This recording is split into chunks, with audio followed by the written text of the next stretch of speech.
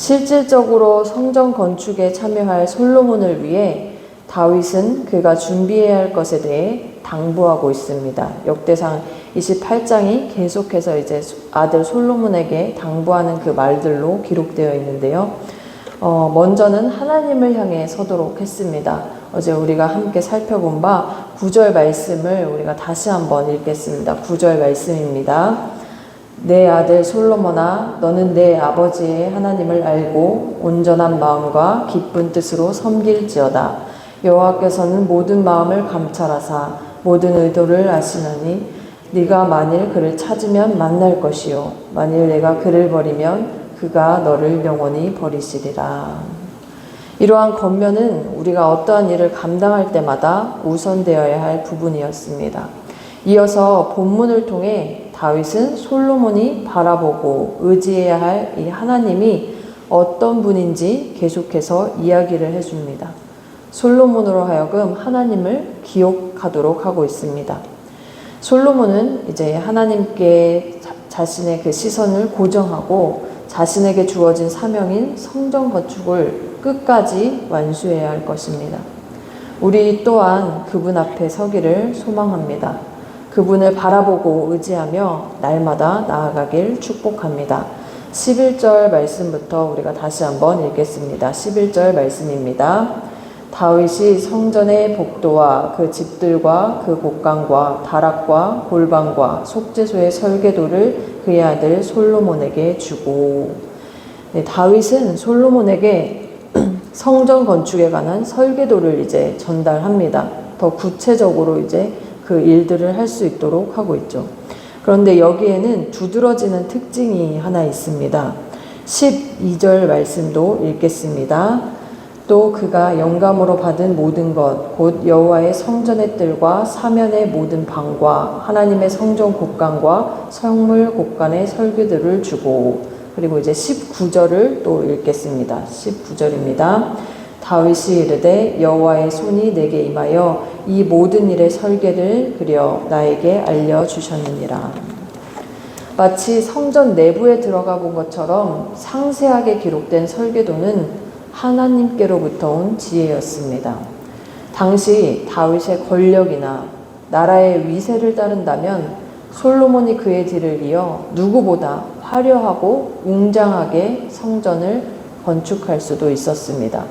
그러나 13절에서부터 18절에 이르기까지 성전 곳곳의 세세한 영역들 모두 하나님의 손을 벗어나지 않았습니다.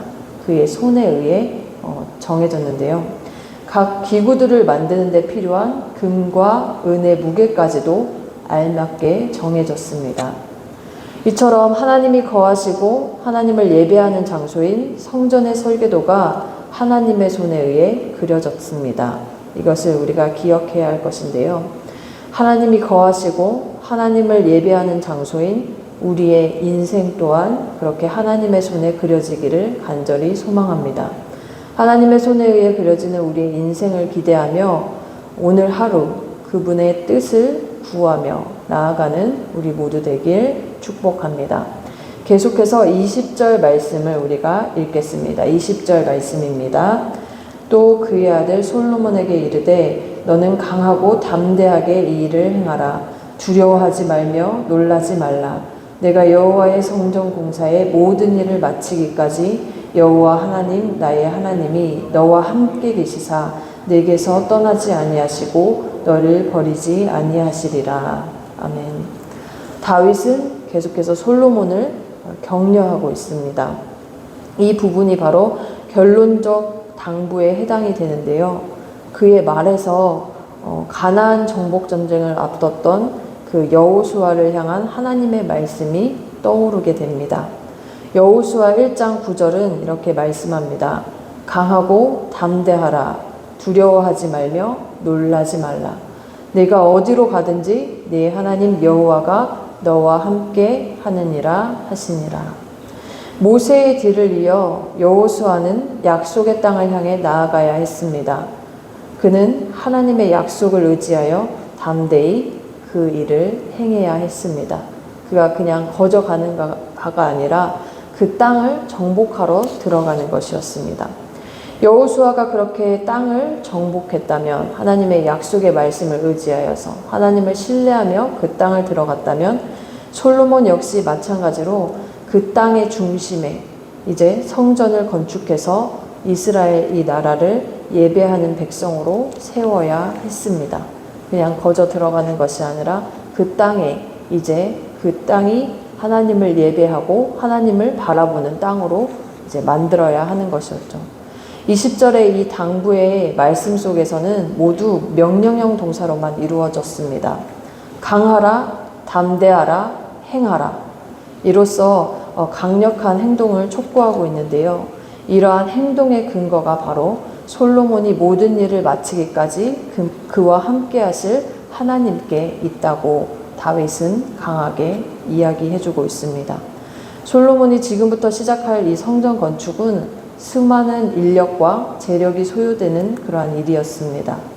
왕으로서 이 일에만 이제 심려를 기울이다 보면 자연히 외부적으로 침략의 빌미와 내부적으로 반란의 틈을 제공할 수도 있었습니다. 솔로몬 입장에서는 심적으로 매우 두려움을 느낄 수밖에 없는 그러한 환경들에 노출되어 있었던 것이죠. 그러나 하나님의 절대적인 보호가 솔로몬이 무너지려 할 때마다 일으켜 세우실 것입니다. 그 일을 마치기까지 하나님이 함께 하신다라고 이렇게 선포를 하고 있는데요. 우리의 인생도 그렇게 하나님의 절대적인 보호 아래 날마다 일으켜 세워지길 소망합니다. 하나님의 약속은 너무나 분명합니다. 오늘도 우리를 담대히 앞으로 나아가게 합니다.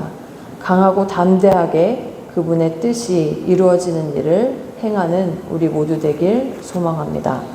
다윗은 아버지로서 솔로몬의 옆에서 그가 가는 길이 어렵지 않도록 더 많은 것을 해주고 싶었을지도 모릅니다. 더 챙겨주고 싶고, 더 해주고 싶고, 더 해주지 못한 것에 대한 그런 아쉬움을 남길 수밖에 없는 그런 아버지의 입장인 것이죠. 그러나 그의 당부는 우리의 시선이 어디에 고정되어야 있어야 할지를 보여주고 있습니다. 그는 진정 하나님의 개입하심만이 아들 솔로몬을 이끌어갈 것임을 알았고 믿었고 확신했습니다.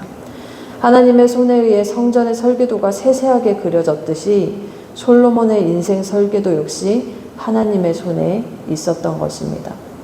우리의 인생 역시 그렇습니다. 우리의 인생이 하나님의 손에 있음을 다시 한번 확신하며 그분이 그리신 인생을 살아가길 축복합니다. 또한 솔로몬과 함께 하시는 하나님께서 그에게 강하고 담대한 마음을 부어주십니다. 우리의 인생 역시 그렇습니다. 그 마음은 하나님께로부터만 전달되어져야만 합니다.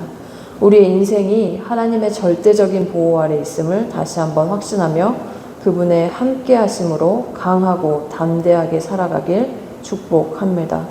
우리의 시선은 날마다 하나님께 있어야 합니다. 오늘도 우리의 시선은 하나님께 있어야 합니다.